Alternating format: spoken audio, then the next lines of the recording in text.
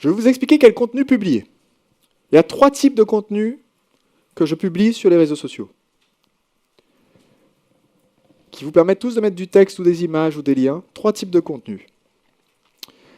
Le premier type de contenu, c'est le contenu publicitaire. Vous faites la publicité d'un avantage, vous mettez un lien. Alors, quand je dis contenu publicitaire, ça ne veut pas nécessairement dire une publicité payante. Je peux, sur ma page, quand je fais un lancement, là je fais un lancement récemment pour la formation à la machine à vendre, et ce n'est que peut-être 2 jours après avoir ouvert les ventes, on faisait de la pub, que je me suis dit, et si je mettais juste le lien de la page de vente sur notre page Facebook, au cas où quelqu'un qui tombe sur la page voit au moins ça, parce que c'est l'actualité du moment. Donc j'ai juste copié la même chose qui était dite dans ma pub, je l'ai collé, ça a pris environ 3 minutes, ça a rapporté environ 3 588 €. C'était une utilisation pertinente de mes 3 minutes. Donc le contenu publicitaire, c'est tout simplement faire le rappel que vous avez une offre de vente. Ce contenu publicitaire, aujourd'hui sur notre page, on en place au moins une fois par jour. Et ça peut être soit vers la page de vente, soit vers l'inscription à une page de capture pour ensuite proposer un produit dans une séquence. Donc, premier contenu, c'est le contenu publicitaire.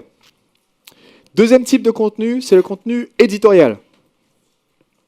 Le contenu éditorial, c'est une vidéo informative, un livret PDF ou un article dont vous collez le texte directement sur le réseau social ou un lien vers un article. C'est un contenu qui est informatif. Je vais expliquer combien de volume total j'envoie. Donc, contenu publicitaire, fait la pub de ma page de capture ou de ma vidéo de vente. Contenu éditorial, donne de l'information. Et le troisième type de contenu, c'est un contenu interactif. Le contenu interactif, c'est celui qui ne donne pas de l'information supplémentaire. Ce n'est pas un article, une vidéo ou quoi que ce soit. Il sert juste à inviter les gens à réagir. On leur demande leur avis, on leur demande de compléter une phrase, on leur fait jouer à un jeu, on leur demande de cliquer sur j'aime et de partager s'ils sont d'accord, on leur demande qu'est-ce qu'ils pensent de cette image. C'est purement du divertissement. Donc on est passé de commercial à informatif à divertissement. J'ai 3 types de contenus et je peux avoir différents objectifs avec Facebook et je vais vous les expliquer, ils s'appliquent aussi aux autres réseaux. Je vous l'ai dit, il y a plusieurs objectifs possibles. Et moi, je vais les répartir en 5 objectifs. 5 objectifs possibles avec le réseau social. Premier objectif, c'est vendre mon produit, c'est la pub. Deuxième objectif, j'en ai parlé rapidement, c'est fidéliser des clients existants. Donc, c'est aussi de la pub de mes produits, mais c'est aussi juste donner une autre plateforme à mes clients pour avoir de la valeur ajoutée. Troisième objectif, que très peu utilisent. Donc, j'ai dit les différents objectifs, parce que j'ai donné du contenu, mais je peux utiliser mon contenu de diverses façons, soit pour vendre mon produit, soit pour fidéliser mes clients en apportant de la valeur, soit, troisième possibilité, pour vendre des produits qui ne sont pas nécessairement les miens, ou promouvoir des gens qui sont autres. Donc, troisième possibilité, c'est Facebook en tant qu'outil de promotion de partenaires. Vous avez vu David J dans le module YouTube. Quand David lance sa formation à la révolution vidéo et que je suis partenaire, non seulement je vais prévenir mes clients par email, mais je vais en plus afficher des publicités Facebook avec une photo conjointe de David et moi, disant « La révolution vidéo a ouvert ses portes, découvrez l'offre spéciale VIP proposée par Sébastien en complément de l'offre de David. » Ce qui veut dire que si quelqu'un de ma liste s'est inscrit pour voir le lancement de David, sur Facebook, il va voir cette photo qui va attirer son attention parce qu'il vient de regarder une semaine ou 2 semaines de vidéos de David et qu'il pense que David est la meilleure invention depuis l'invention du pain en tranche. Et il va voir, tiens, en plus, voilà un autre type super sympa, ils sont tous les deux et ils proposent quelque chose ensemble, voyons voir ce que c'est. Donc, c'est une troisième utilisation possible d'un média social, c'est en parallèle avec l'actualité sur votre marché, si vous avez un partenariat, c'est justement d'être avec le bon timing sur ce partenariat, proposer quelque chose de complémentaire à ce qui est proposé.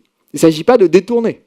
Ce n'est pas mettre une photo de David et dire « Vous avez sûrement vu les super vidéos de David J. Laissez-moi vous apprendre aussi comment faire de la vidéo. » Entre parenthèses, pour moins cher. Ça, c'est le genre de publicité qui va vous poser des problèmes.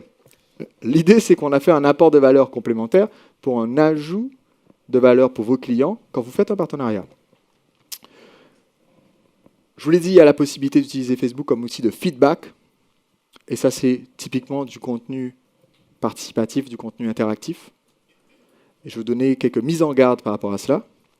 Et enfin, on peut utiliser Facebook comme carte de visite.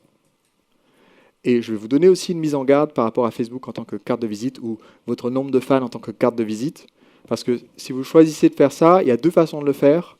Il y a le raccourci et il y a la méthode sur le long terme.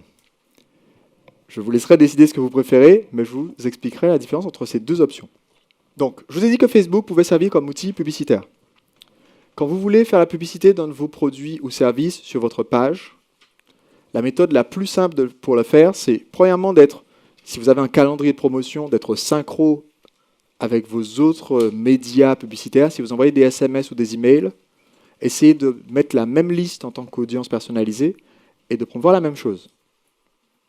Donc c'est un des facteurs les plus importants pour l'objectif publicitaire, c'est la synchronisation entre vos publications sur le média social et les envois que vous envoyez aux personnes sur d'autres médias, comme l'email.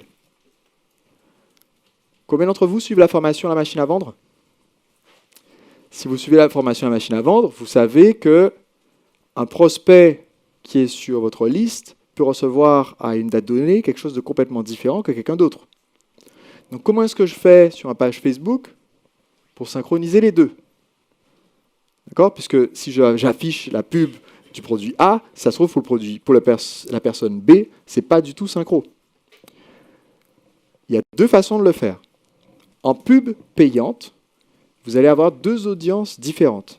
Et dans le module sur la pub payante, je vous explique un outil qui permet automatiquement de synchroniser vos mailing lists et vos audiences Facebook. Comme ça, Facebook sait à tout moment quels prospects sont segmentés sur quelle thématique.